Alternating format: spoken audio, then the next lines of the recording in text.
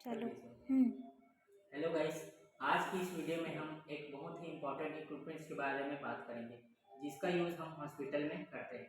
इसका यूज़ हम आईसीयू में, कैजुअल्टी में और ओटी में करते हैं और कोई भी इमरजेंसी सिचुएशन होने पे हम इसका यूज़ करते हैं। इसका नाम है अम्बू बैग।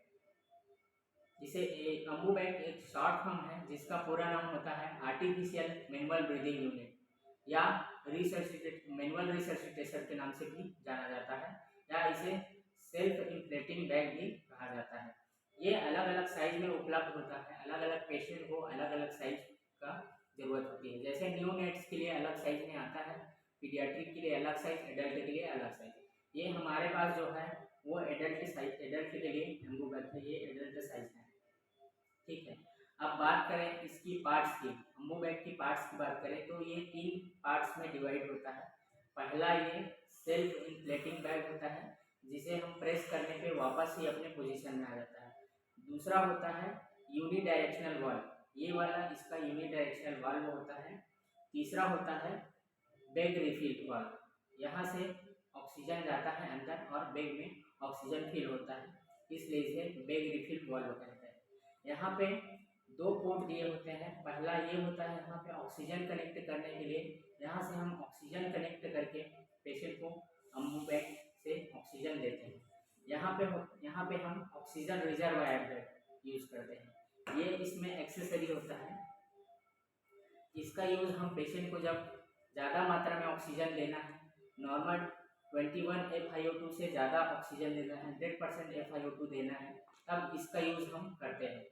इसको यहाँ पे लगा के, यहाँ ऑक्सीजन कनेक्ट करके इसको खुला के फिर इसमें से 100% FiO2 ऑक्सीजन पेशेंट को डिलीवर करता है। अब देखते हैं पेशेंट को कब हमको अम्बू बैग की ज़रूरत पड़ती है, कब कब किन किन स्थितियों में हम पेशेंट को अम्बू बैग की ज़रूरत पड़ती है। पहला होता है CPR।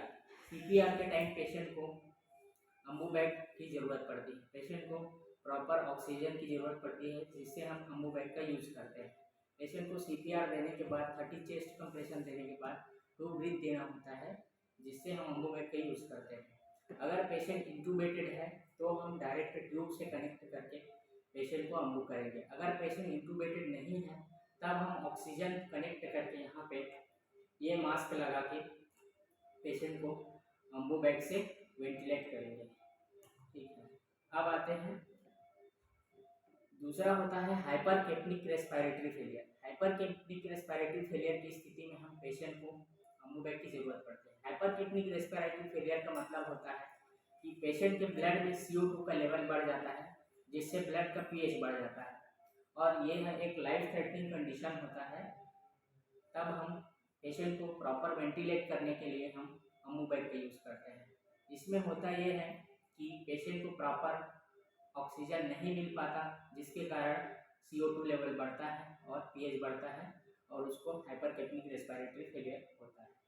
तीसरा होता है hypoxic respiratory failure. Hypoxic respiratory failure की स्थिति में हम पेशेंट को अम्बू बैग से सांस देते हैं। ठीक है, हाइपोक्सिक रेस्पिरेटरी फेलियर का मतलब भी होता है कि पेशेंट के ब्लड में CO2 का लेवल बढ़ जाता है और पेशेंट को ज़्यादा ऑक्सीजन की ज़रूरत पड़ती है और वो प्रॉपर ऑक्सीजन नहीं ले पाता, खुद से सांस नहीं कर पाता, तब ये स्थिति होती है। तब हम पेशेंट को अम्बू बैग की सहायता से उसको प्रॉपर वेंटिलेट करते हैं। तीसरा होता है अल्टर्ड मेंटल स्टेटस। फोर्थ होता है अल्टर्ड मेंटल स्टेटस। पेशेंट की मेंटल चेंजेस में पेशेंट खुद से सांस नहीं ले पाता, तब हम उसको वेंटिलेट करने के लिए अम्बू बैग का यूज़ करते हैं। अब उसके अलावा एपनिया में भी हम कभी कभी अम्बू बैग का यूज़ करते हैं। एपनिया में पेशेंट को खुद से सांस नहीं ले पाता या स्लीप एपनिया होता है, कई पेशेंट को सोते टाइम ठीक से सांस नहीं पहुंच पाता लंग्स में, इससे वेंटिलेट नहीं हो पाता, तब हम अम्बू बैग का यूज़ करते हैं। अब देखते हैं इसका कॉम्प्लिकेशन क्या क्या है। कॉम्प्लिकेशन है इसका, कभी भी हमें अम्बू बैग करते टाइम पेशेंट को जोर जोर से दबा दबा के अम्बू बैग से सांस डिलीवर नहीं करना है। इससे क्या होता है, अगर पेशेंट को कोई लंग्स रिलेटेड प्रॉब्लम है तो उसका लंग्स फट सकता है, ब्रोंकियल ट्रामा हो सकता है। इसलिए कभी भी पेशेंट को जोर जोर से अम्बू बैग नहीं देना है। दूसरा, हमें पेशेंट को अम्बू करते टाइम देखना है कि चेस्ट इन्फ्लेट हो हो रहा है या नहीं हो रहा है। अगर चेस्ट इन्फ्लेट हो रहा है इसका मतलब है कि सही से ऑक्सीजन डिलीवर हो रहा है। अगर चेस्ट इन्फ्लेट नहीं हो रहा है इसका मतलब है कहीं ना कहीं ऑब्स्ट्रक्शन है या सिक्रीशन भरा हुआ है जिसके कारण पेशेंट वेंटिलेट नहीं हो रहा है। ठीक है। थर्ड है कि इसको हमें प्रॉपर स्टरलाइज करना है, साफ करना है, यहाँ पर कोई सिक्रीशन नहीं रहना चाहिए, ये सब बातें ध्यान देना है। अब देखते हैं मेथड क्या है अमूबैक करने का। ठीक है। अगर पेशेंट इंटूबेटेड नहीं है, तब हम नॉर्मल मास्क ऐसे लगा के और यहाँ से ऑक्सीजन कनेक्ट करके पेशेंट को अमूबैक ऐसे दे सकते हैं। अगर पेशेंट इंटूबेटेड है तो हम ऑक्सीजन कनेक्ट करके डायरेक्ट उसके एंडोट्रेकियल ट्यूब से कनेक्ट करके अम्बू कर सकते हैं।